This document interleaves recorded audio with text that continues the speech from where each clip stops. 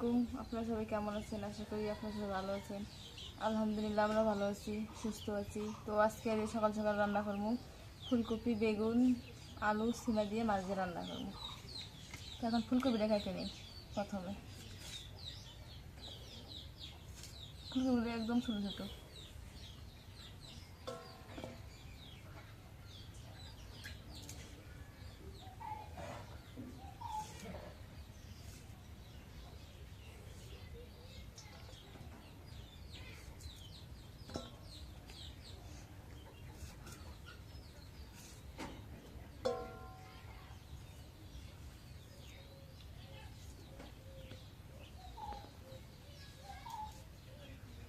কথা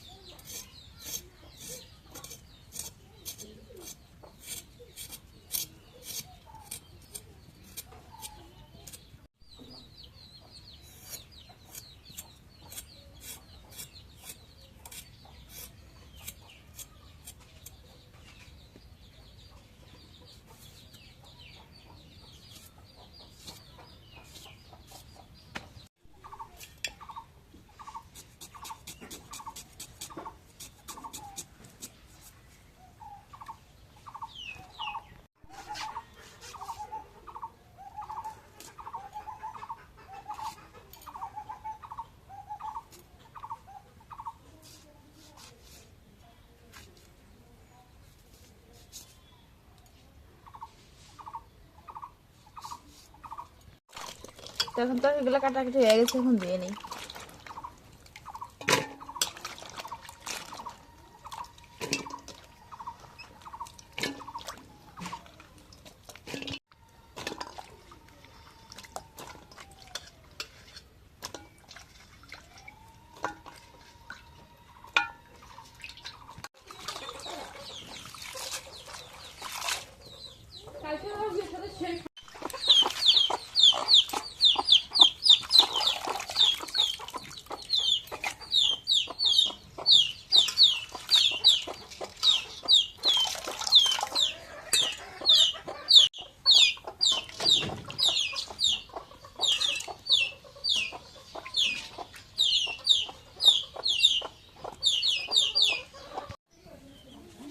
এখন শাকগুলো কড়াই দিয়ে দিই।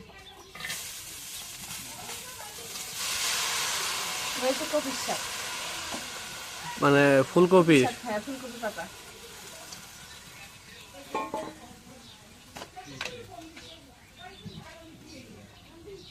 এখন লবণ দিয়ে দিই।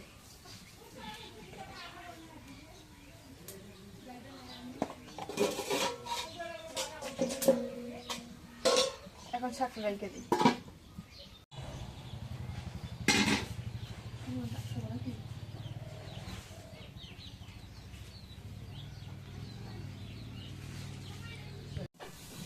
এখন শাকটা সেদ্ধ হয়ে গেছে, এখন নামায় তেল দিয়ে নিই। এরকম করে শাক খাওয়া যায় না, একদম ঝরঝরা ঝরঝরা না কই, ছোট ছোট করে একদম। শাক তো মানুষ পানি কিনে খায়, শাক ভাবি তো ঝরঝরাই খায়। তাহলে আমি বললাম যে গুজরি গুড়গুড়ি করে। হ্যাঁ,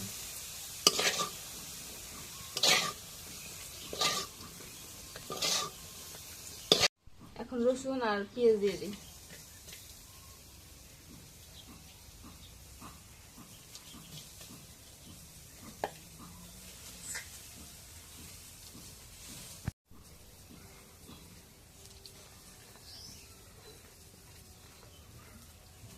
এখন তেল দিয়ে দিই।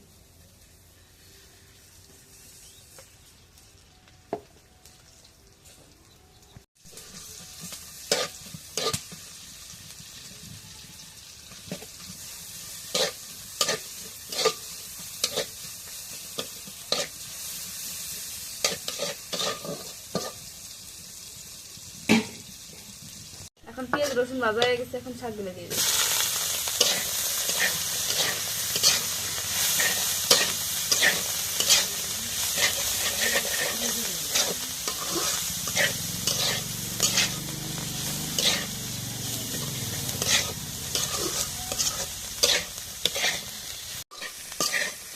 এখন শাক ভাজি দেওয়া গেছে, এখন নামায় আনি।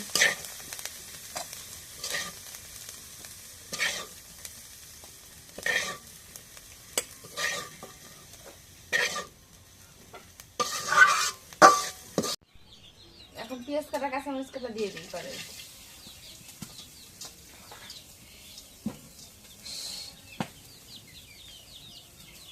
এখন তেল দিয়ে দিই।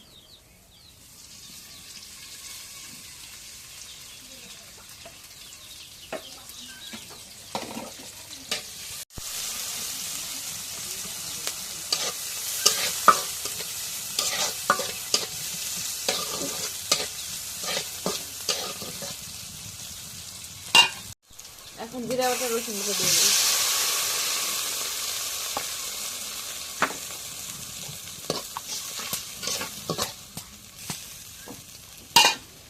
ওকে,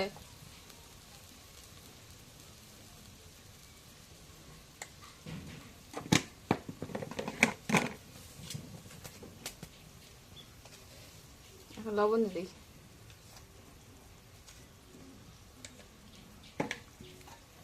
এখন নাড়া দিয়ে দিই।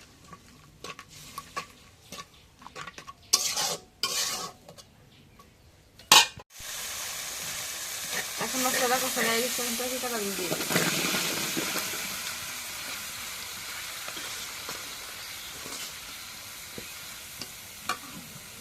নাড়া দিয়ে দিই।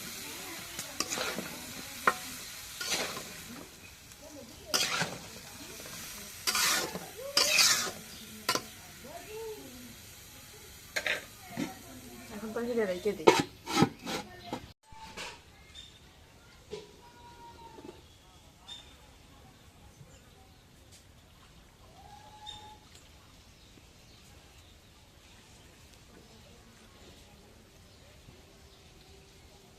তরকারিটা কষানো হয়ে গেছে, একটু জলে পানি দিয়ে দিই।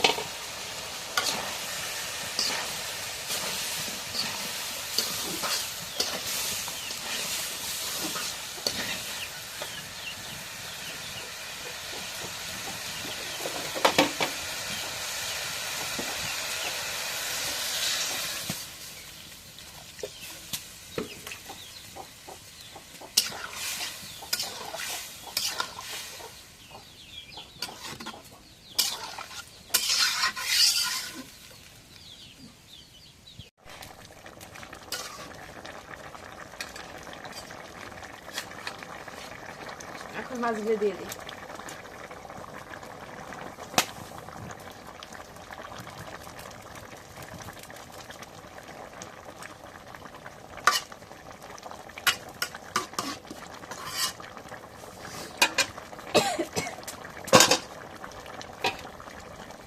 এখন রেখে দিই।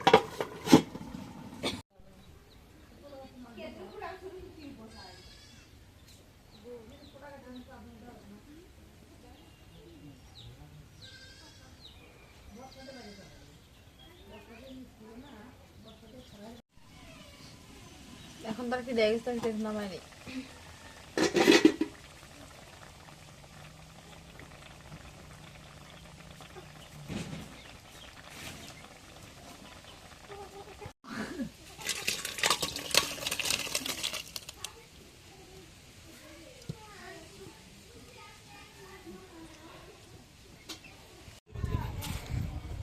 তো কৃষিক্ষেত্রে সবাই ব্যস্ত।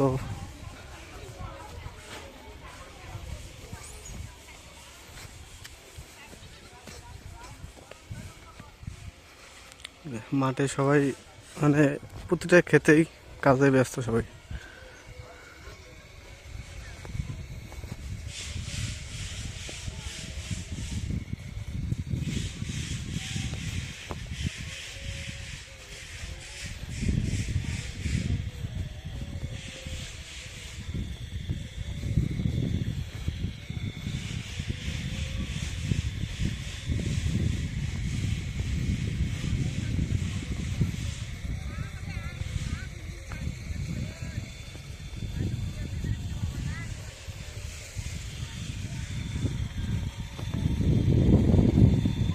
কিছুদিন আগে আপনাদের আলুগুলো দেখাইছিলাম, তো আলুগুলো খুব দ্রুত বেড়ে গেল।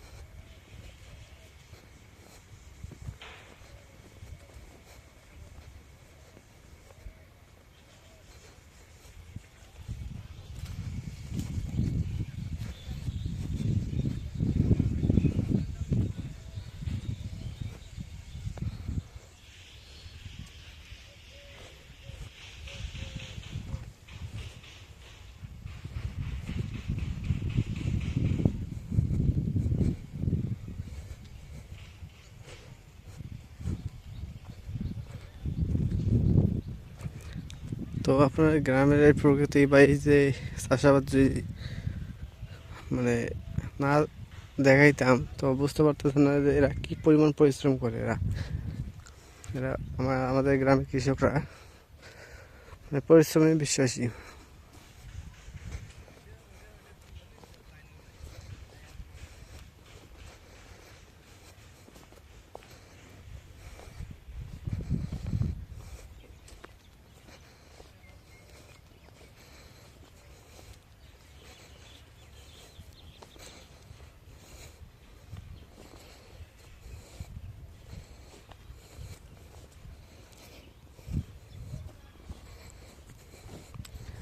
আর আমি মহা টেনশনে পড়ে গেলাম, মানে দুদিন থেকে যখন থেকে শুনছি দোকান ছেড়ে দিতে হবে আমাকে, তখন থেকে আমার টেনশনে ঘুম হচ্ছে না ঠিক মতো। গত রাত্রে ঘুমাইছি রাত 3টার সময়, মানে শুয়ে আছি, ঘুম ধরতেছে না, মানে ঘুম ধরে না টেনশনে। দোকানটা চালু করলাম, জাঁকজমা হইলো, এই সময় মানুষের চোখ পড়ে গেল, শত্রুতা শুরু হয়ে গেল। তো আমাদের এই বাঙালি জাতির এই একটা স্বভাব, কারো ভালো কেউ দেখতে পারে না।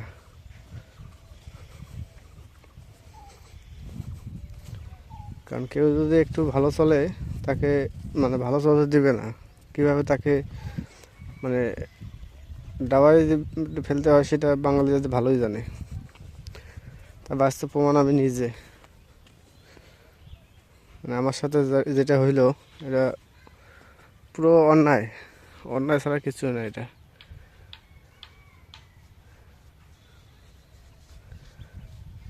এখন আমাকে আবার নতুন করে পজিশন খুঁজতে হবে, নিজে দোকান দিতে হবে, অনেক আর্থিক মানে আর্থিকের যে ঘাটতিটা সেটা ফেলে দিল আমাকে।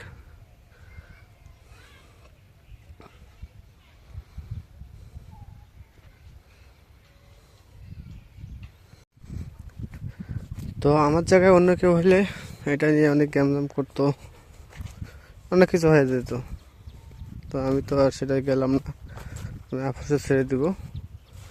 তো কিছুদিন সময় নেওয়া হয়েছে, কারণ আমার বাকি টাকা এবং পজিশনে যাইতে কিন্তু সময়ের প্রয়োজন আছে, এই জন্য কিছু সময় নেওয়া হয়েছে। দেখি এর মধ্যে কি করতে পারি, কারণ হুট করে তো সব কিছু করা সম্ভব না, কারণ আর্থিক দিক দিয়ে ব্যাপার আছে একটা। নতুন করে একটা জিনিস করতে গেলে অনেক টাকার প্রয়োজন, কারণ নতুন করে একটা ঘর তোলা, দোকান, আবার মাল সামান আবার নতুন করে করতে হবে, মানে অনেক একটা ঝামেলার আছে। তো এই জন্য সব কিছু সময় নিয়ে করতে হবে ঠান্ডা মাথায়।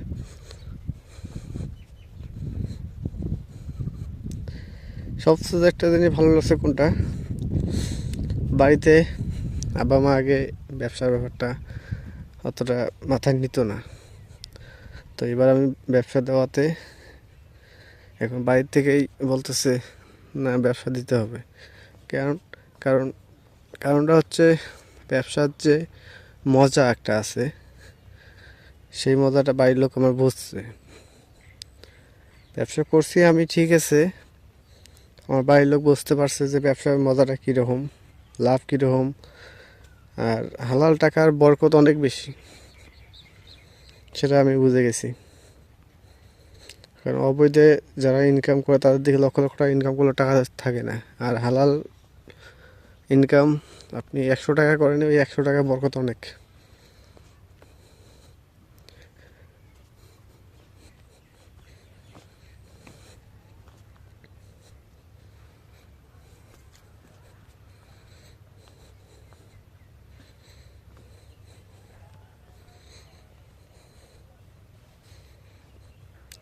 কারণ এতদিন বিষয়টা শুনতাম, যা লোকজনের কাছে শুনতাম, নিজেও বুঝতাম যে হালালের বরকত আছে।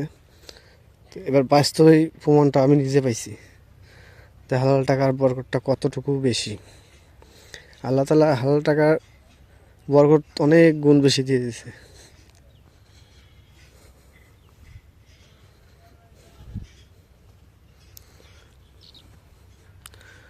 তো আমিও চাই যে হালাল পথে উপার্জন করতে।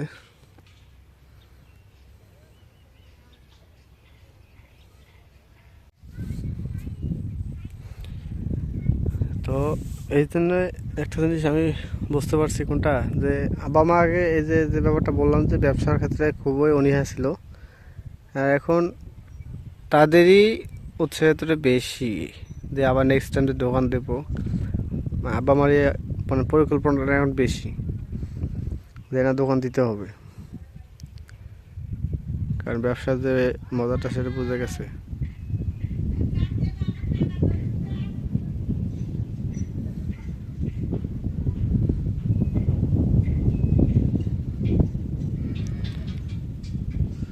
তো ঠিক আছে, আজকে ব্লগটা এই যে শেষ করব।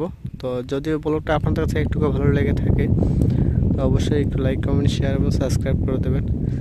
এবং পরিশেষে আপনাদের সবাইকে অসংখ্য অসংখ্য ধন্যবাদ জানিয়ে আজকের মতো এদিকে বিদায় নিচ্ছি। আল্লাহ হাফেজ।